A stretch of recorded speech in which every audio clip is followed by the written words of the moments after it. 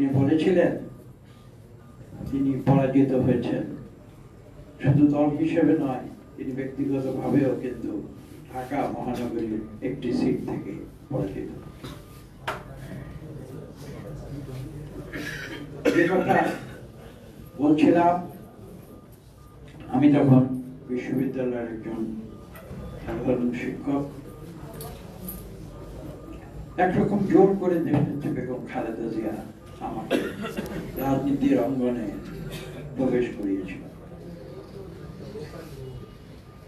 যে দিনটি নির্বাচন প্রক্রিয়া চলছিল, মনোনয়ন প্রক্রিয়া, আপনারা জানেন, একটা ইন্টারভিউ হতো।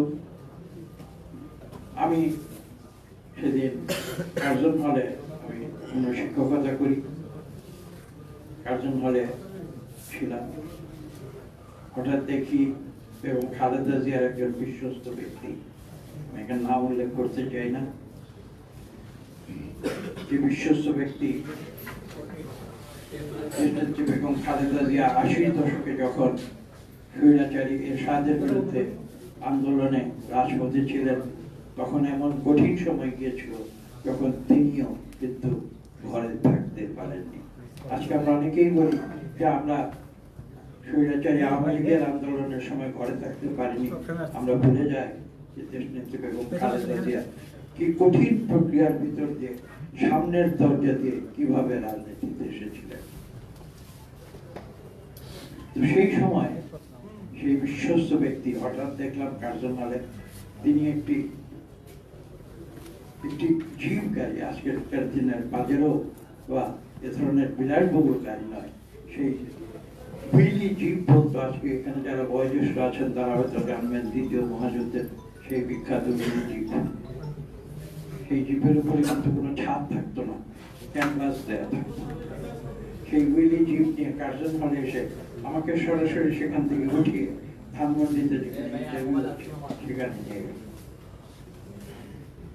কার নির্দেশ? দেশনেত্রী বেগম খালেদা জিয়া আমাকে একটা প্রশ্ন করেছিল, ফরমাল ইন্টারভিউর ভেতর দিয়ে আমাদের যেত। প্রশ্ন করেছেন যে আপনি আসবেন না, আপনি কি নির্বাচন করবেন না? সেখানে নির্বাচনে আমরা একজনকে পলাশ, সেখান থেকে একজনকে নমিনেশন দিলে কে জিতবে নির্বাচন, এই প্রশ্নটি আমি উত্তরে বলেছিলাম যে আপনি যাকে মনোনয়ন দেবেন তিনি নির্বাচনে জিতবেন, আমার এই যে তার উদার দৃষ্টিভঙ্গি। আমার পিতার কথা মনে পড়ে, শহীদ প্রেসিডেন্ট জিয়াউর রহমান কিন্তু ঠিক একইভাবে তাকে, তিনি তো একজন সরকারি কর্মকর্তা ছিলেন, বাংলাদেশ সিভিল সার্ভিসের সর্বোচ্চ পদে তখন আসছিল, ক্যাবিনেট সচিবের পদে, তার চাকরি তখন শেষ হয়। ঠিক একইভাবে শহীদ প্রেসিডেন্ট জিয়াউর রহমান তাকে জোর করে ডেকে নিয়ে তাকে মন্ত্রীর পদমর্যাদায় খাদ্য মন্ত্রণালয়ের দায়িত্বে নিযুক্ত করেছিলেন। আমার সেই অতীত কথাগুলো আজকে মনে পড়ছে। মিত্রকে বলেছি, আমি কি বলবো আমি জানি না, আমি বাধ্য। দেশনেত্রী বেগম খালেদা জিয়ার যে ইতিহাস, সেই ইতিহাস যখন আমার মনে পড়ে আমি অবাক হয়ে যাই। আমি আরেকটি ঘটনার কথা বলি। তখন তিনি আমাকে পরিকল্পনা মন্ত্রণালয়ের দায়িত্ব দিয়েছিলেন। আপনার শুনে অবাক হয়ে, আমি জানি না বিশ্বের সরকার কিভাবে চলে, বাংলাদেশের সরকারে বেগম খালেদা জিয়া আমাকে জড়িত করার কারণে কিছুটা অভিজ্ঞতা আমার হয়েছে। তিনবার তিনি আমাকে এই দায়িত্ব দিয়েছিলেন। আমি গর্বের সঙ্গে বলতে চাই, সেই 3টি টার্মে একটি দিন এমন কোনো দিন কেউ বলতে পারবে না তিনি আমাকে নির্দেশ দিয়েছেন যে তুমি এই কাজটি করো। সম্পূর্ণ স্বাধীনতা। আপনারা গণতন্ত্রের কথা বলে, বাংলাদেশে গণতন্ত্র শেখানোর জন্য আমার মনে হয় যে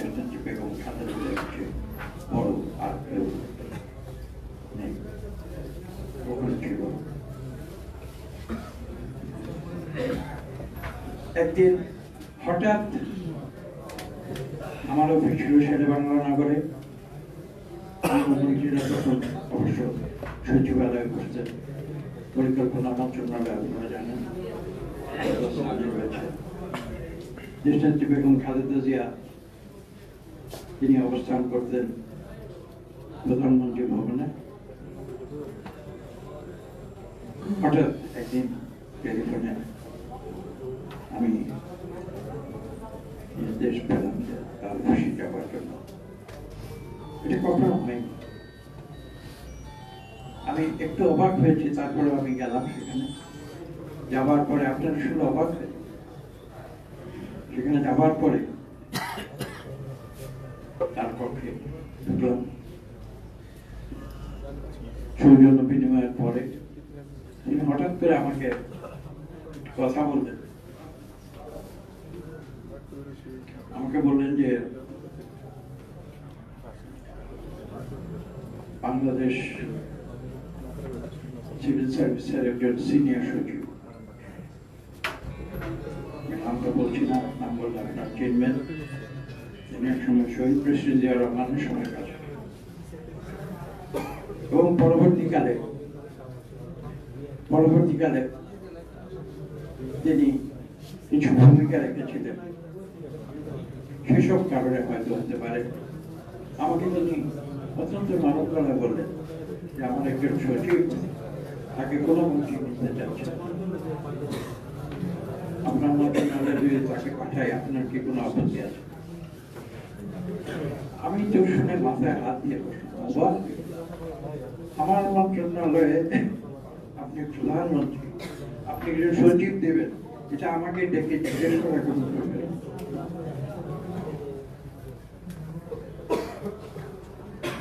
আপনি তাকে এখনই পাঠিয়ে দিন।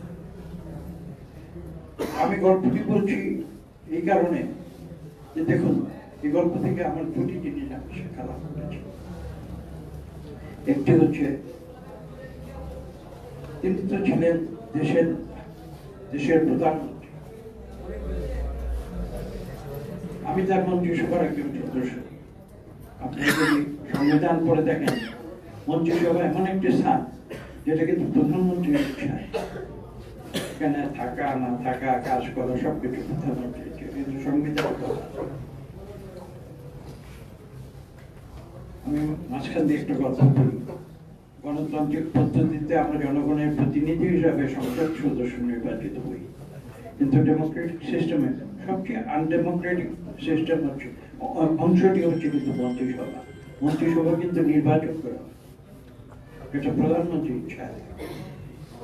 আবার প্রধানমন্ত্রীকে তো সংসদীয় দলের ইচ্ছা। It's kind of an indirect process, কিন্তু এটা সত্য যে মন্ত্রী থাকা না থাকা, হওয়া না হওয়া, এটা কিন্তু একমাত্র প্রধানমন্ত্রীর ইচ্ছা, এখানে অন্য কোনো কনসিডারেশন নাই, এটা সংবিধান।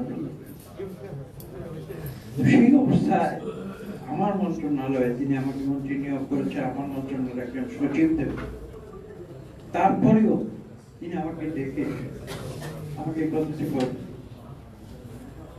এখান থেকে আমি যেটা বলছি যে দুটি বিষয় পেয়েছি।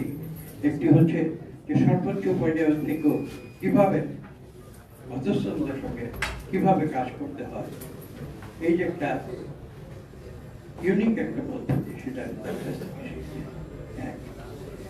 আর দ্বিতীয় একটি শিক্ষা ছিল যে যেই ব্যক্তিকে কোনো মন্ত্রী যখন নিতে যাচ্ছে না, অর্থাৎ তাকে রিজেক্ট করেছে, প্রধানমন্ত্রী কিন্তু সেই সুযোগকে রিজেক্ট করে। আপনারা একটু আগে অনেকেই দেশনেত্রী বেগম খালেদা জিয়ার কথা বলছেন, প্রতিহিংসা রাজনীতি, অন্যের প্রতি কোনো ক্রোধ বা আক্রোশ, সেই রাজনীতি তিনি কিন্তু কখনো করতেন না। এবং সেই সচিব সম্বন্ধে সবকিছু জানা সত্ত্বেও তিনি কিন্তু তাকে অ্যাকোমোডেট করেছেন।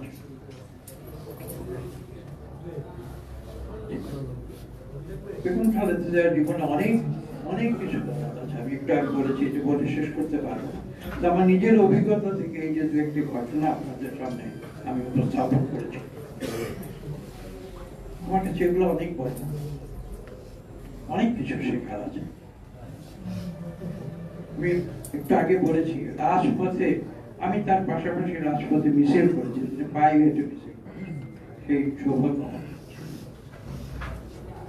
সেই জন্য বলেছি যে সামনের দরজা দিয়ে রাজনীতি প্রবেশ করেছি, কারো উপরে নির্ভর করে না, জনগণের। এবং সেই জনগণের শক্তি তার হয়েছিল কেন? কারণ তিনি জনগণকে ভালোবেসেছেন।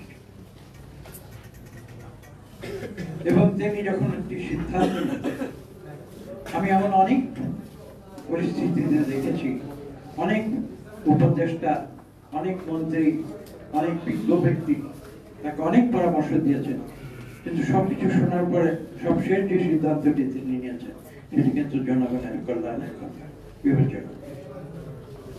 এটাই ছিল তার বৈশিষ্ট্য। আজকে আপনারা লক্ষ্য করেছেন, শুনেছেন একটু আগে, বাংলাদেশের শুধু রাজনীতি নয়, আমি বলবো, বললে হয়তো অত্যুক্তি হবে না, তিনি বাংলাদেশের রাজনীতি থেকে তো একটি নতুন ধারা সৃষ্টি। সেই ধারাটি কি? সেই ধারাটি হচ্ছে মানুষকে ভালোবাসার, কাউকে ঘৃণা না করার রাজনীতি, কারোর প্রতি ক্রোধ প্রকাশ না করার, যার তার চরম শত্রু রাজনৈতিক শত্রু, যার তার চরম রাজনৈতিক শক্তি তাদের সম্বন্ধেও কিন্তু কোনোদিন তিনি কোন রকমের প্রতিবাদ কিংবা কটুবাক্য তিনি উচ্চারণ করেন। আমি শুনতে পাইনি, কেউ শুনতে। আপনারা দেখেছেন তাকে যখন বিভিন্ন সময় প্রশ্ন করা হতো এসব বিষয়ে, তিনি কি উত্তর দিয়েছেন। আমি আরেকটি ঘটনার কথা উল্লেখ করি, বক্তব্য দীর্ঘ করব না, ব্যক্তিগত স্মৃতিচারণই করছে আজকে এই সব সবাই।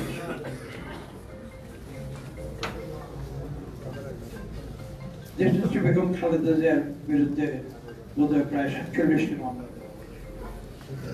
সব মিথ্যা, আমরা যাকে বলি গায়েবী মামলা। আমার কাছে মাঝে মাঝে অবাক লাগতো,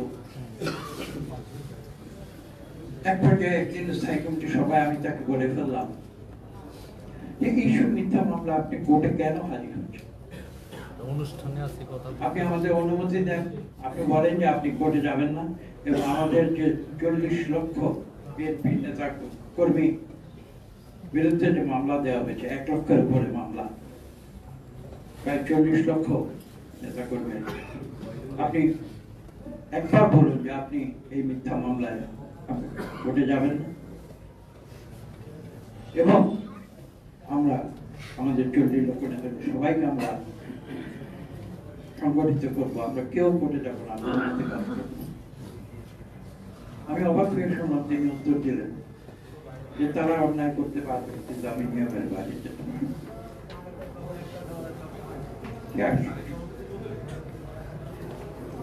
তিনি প্রতিবাদ করেছেন একটি জিনিস কিন্তু আপনারা লক্ষ্য করবেন, দেশনেত্রী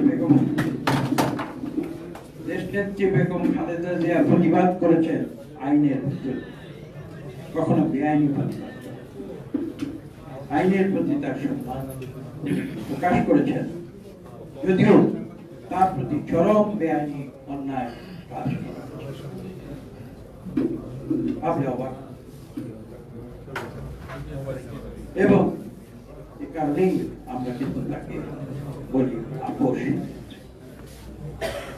একটু আগে তার চিন্তার মাধ্যমে, তার কাজের মাধ্যমে, তার দক্ষতার মাধ্যমে, তার মানুষের প্রতি ভালোবাসার মাধ্যমে সবাইকে